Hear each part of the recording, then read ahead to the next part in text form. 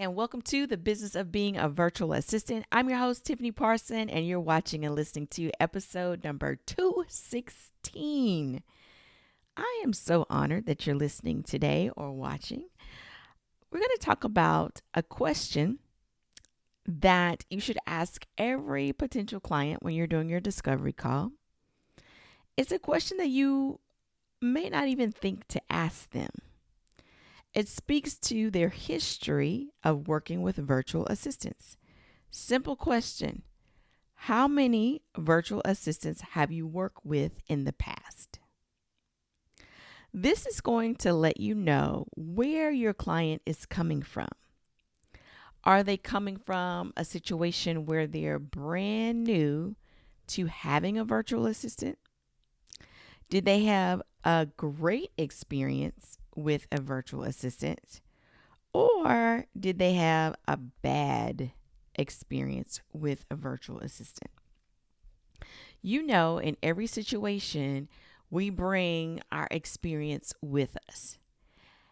If we know what our client's experience is with virtual assistants, then we understand where they're coming from at the beginning instead of being in the middle of a situation and trying to figure out what is going on.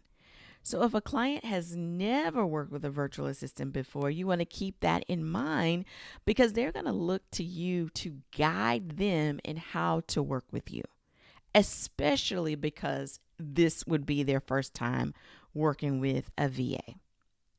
The flip side of that is if your client has had a great experience with virtual assistants, maybe they're coming to you because their VA is no longer offering the service. Maybe their VA is no longer in business. A number of reasons could be why they had a great virtual assistant and they don't have that virtual assistant anymore. This means your client enjoys working with VAs, they have experience, and they had a great experience. They are going to probably help kind of guide you along. You are still leading them and how to work with you, but you may even learn some things from them and how they like to work. I love working with clients that are either first timers with a VA or they have had great experience in the past with a VA. That's easy. You probably are thinking, yeah, Tiffany, that's pretty easy. Somebody had a good experience. Of course you want to work with them. Of course.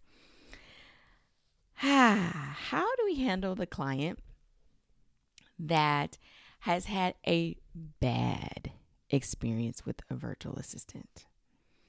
Maybe the VA just went MIA, missing in action. They just stopped responding. It's not a bad situation if your potential client hasn't had a good experience. You want to listen for red flags, though. A lot of times your client will inadvertently let you know that they were the problem and that was why the VA went MIA, or it may just simply be, the client just ghosted them and stopped responding for no reason at all. Oh, I hate to say this, but I got to tell you what I'm thinking is that I almost feel like in many circumstances, if a VA stops responding, it's for a reason. I have been in business since 2008, and I've worked with VAs in subcontracting situations since probably like 2010, and I have not experienced a virtual assistant just not responding. There may be, when it's bad weather, a Wi-Fi issue, and they, finally resurface, which is not a good thing. You always want to have a backup. You never want it to be because of Wi-Fi. You want to, use your phone data, whatever you can, so that you can still communicate with your client. You always need a backup. That's a side nugget. You always need a backup plan for your Wi-Fi, a backup plan for your computer, so that you can always get in touch with your client, especially if they're reaching out to you. You probably is even a good idea to have something written down in case you have a family or something that needs to contact your client to let them know if something has happened with you. But anyway, saying all of this to say, usually there's a reason why someone would just not respond anymore. So you're working with a virtual assistant, everything is going well, they're getting paid, they're doing the work, you're happy with their work, everything is great, and then one day they stop responding? Very strange. This is where if they're like, yeah, I have no idea why. I don't want to think it, but it's like, okay, well, if everything is on the up and up with this potential client, maybe something bad happened to the VA. This is where you really listen in close for those red flags. I'm going to give you some red flags to listen for when a client is sharing with you about their experience with a past VA. And some of these things you may have heard before, especially if you've ever looked into tips for interviewing for a new job. It's pretty much the same concept. The first one, anyway. So the first one is listen for whether or not they complain about the VA they worked with during your discovery call. So are they complaining about their past VA when you ask them about their experience? Some people, you won't even have to ask them about their experience. They will have already shared with you their experience. And so you want to listen. Are they complaining about them? And there's nothing wrong with sharing, an experience, what happened, but you're listening for complaints. Because whatever they do to their last VA, they're going to do to you as well. So you're going to listen very closely for that. It's just like, in a job interview, you don't want to complain about your last job. You might have complaints. This is not to say that you don't have complaints, but you don't have to verbalize them to someone that doesn't know you, never worked with you before. You don't want that to be their first experience with you, is that you're complaining about someone else who does the same thing that they do, right? All right. Here's some not so obvious red flags, some things to be on the lookout for. So beware of the client who comes to you and expects you to run their business for them. What do I mean by run their business? Because in behind the scenes in support, we can feel like we're running the business if we're answering emails, responding to inquiries and phone calls and things like that. That is supporting them. What I mean by running their business is they want you to create their voice. They want you to write for them, and they offer you no basis for how they sound. They don't have any past recording, past blog posts, past social media posts to help you get a feel of who they are. I can't write for you if I don't know who you are. If you're expecting me to create that for you, now we're spilling into you wanting me to run your business. I personally don't want to run anyone else's business. I want to support you, but I don't want to run it. Because guess what happens? If you're running their business and something goes wrong, they don't like something that you said, they're going to come back at you with that and wonder, well, why did you say that? Well, I said it like that because this is how I would do it. And since I don't know how you would do it, I had to do it figured out the best way I could. You don't even want to step into that mud. You don't want to get into that situation. Another example of you running their business for them is that they give you too much leeway, too much creative freedom. They don't give you anything to go by. No basics, no colors, no tone. Are you professional? Are you casual in how you speak to your people? Are you more monotone? Do you use a lot of emojis? You don't know that if they don't give you anything to look at. You need past content to look at it. It doesn't matter what format it is in, whether it's a blog post, social media, audio, video. It doesn't matter. You just need some type of past content that they created, and then you can take it from there. They want you to run their business. And if you're fine with that, enjoy. Just know that's what they're doing. If they want you to basically take over, you're doing everything. You are writing from scratch. You are building their social media from scratch. The client wants you to grow their audience. Is that a service that you offer? Growing audiences? Do you have a proven record of growing audiences? If you don't, and you accept that, and something goes wrong, you are to blame. Client's going to blame you. You have full and total responsibility. As much creative liberty as they give you, that's how much responsibility you have. So if they're giving you everything, sky's the limit, do what you want, that's how much responsibility you're taking on. For me, it's a red flag.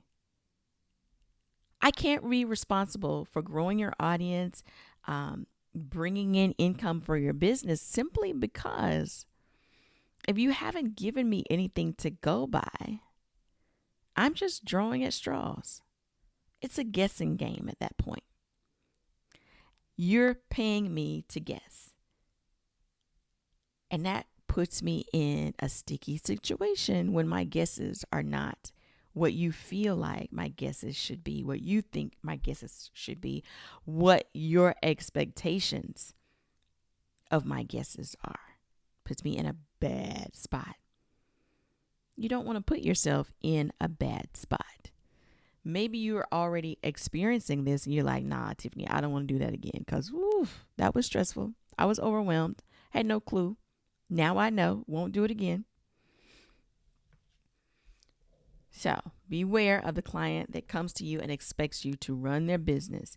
The minute you hear, I want you to grow my audience. I want you to bring in what you're doing to generate revenue. You are support. They should be growing their business. They should be generating the revenue and you support it. This is what it looks like in a healthy situation. They are promoting their business. As the business comes in, more emails spike up. They may have more phone calls depending on how their business works. More people that need to get on their calendar. More people that need access to their membership. More people that need access to what they purchased. The more your client's business grows, the more support they're going to need. That's where we come in. Support. Unless you want to run it. Okay, the next one. They give no clear instructions. They're running it. They're doing that part. But they don't give you any instructions. They want you to post on their blog. They want you to, okay, yes, I want you to post on my blog. They don't tell you the frequency that they want the blog to happen. They don't tell you what their normal process is. When do you write? When would the article be available? Where can I get the article? They give you no instructions. You will find a lot of times, especially in the discovery call, that people have a lot of great ideas. We all do. We have a lot of great ideas. There are many things that I would love for my team to do for my business. Can I afford to do all those things? No, but I have lots of great ideas. And your clients will be the same way. You will see that they are brainstorming sometimes in your discovery calls. And it can be frustrating to you because here you are trying to write down all of the details that they're saying, or maybe you're recording it. Another side nugget, it's good to record every discovery call so you don't have to take so many notes because you're capturing everything in the recording. Start doing that from this point forward. Do Zoom calls. Whether your client gets on camera or not, you get on camera so they can see your face, so they can get to know you, like you, and trust you by you showing that you're a real person, not a virtual robot on the other end. Let them see you, whether they get on the camera or not. All right, done with the side nugget. You want them to give you clear, detailed instructions. If they don't outright give you the details, ask the questions. You might be wondering, well, Tiffany, how do I come up with what questions to ask? I want you to imagine, let's continue to use the example of them wanting you to format and post their blogs. What do you need to do that? Well, in order to do that, you need the article, an image, keywords, right? If there are any links, they need to give you the links. You need a schedule. When does this go live? Then you go backwards. Okay, when do you normally have your articles ready? Or when will you have your articles ready? Where will they put the article? So all you have to do is grab the article. The image, where will they put the image? So all you have to do is grab the image. Or do they need you to get the image? And they may say, oh, would you get the images for me? Fantastic. Keywords. Where will I be able to find the keywords? Or would you like for me to pull the keywords from your articles for you? Oh, I'd like you to pull those for me. The article. Will the article be ready to go on your blog post, meaning all I have to do is copy and paste, or do you need it to be edited and proofed? Oh, I need you to edit and proof. Great. So now you know, and the list continues. Now you know what all you have to do. This is going to help you come up with the flat rate for their project. Frequency. That was another question I just forgot to put on there. I said when, but that means when it goes live. Frequency is how often. They might want a blog post to go out every day, twice a week, once a month. What's the frequency? All of that is important in order for you to calculate the flat rate for their package. You need those details. You need the answers to those questions. If they don't know, I don't know yet. I don't know yet. I don't know yet. I don't know yet. If everything is I don't know yet, you have to have the answers to those questions before you can move forward. Moving forward means coming back to them with your package rate. So that's why those details are important. And if they are not clear and giving you clear instruction or direction, you're at a standstill until you have those details. Don't wait for them to give them to you. Ask. You have to ask. Remember, you may be working with a client that is new to working with virtual assistants. You might be working with a client that worked with a great VA, and that VA pretty much took care of everything for them. They were so used to having him or her that they forgot what it was like when they first started working with them. So you kind of have to bring them back to working with you for the first time. It's going to be different from how they worked with someone else. You lead them in that. Let's see. The last one. They do a lot of assuming. Listen for that. And it's usually found in the muddy details. And it sounds like, oh, I thought you did that. Oh, I thought you did that. Oh, I thought you did that. This is why you need to ask all the questions up front. And I don't care if you feel like, oh, I'm just being a question box. No, you're a business owner. You have to ask all these questions. Have you ever gone to the doctor and they not ask you a million questions? They're going to ask you all the questions. They don't see you that often. They don't know you personally. I went to the doctor recently, so it's fresh on my brain. As much as we'd like to think that they know us as individual patients, they don't. They don't know us. They're looking at your file.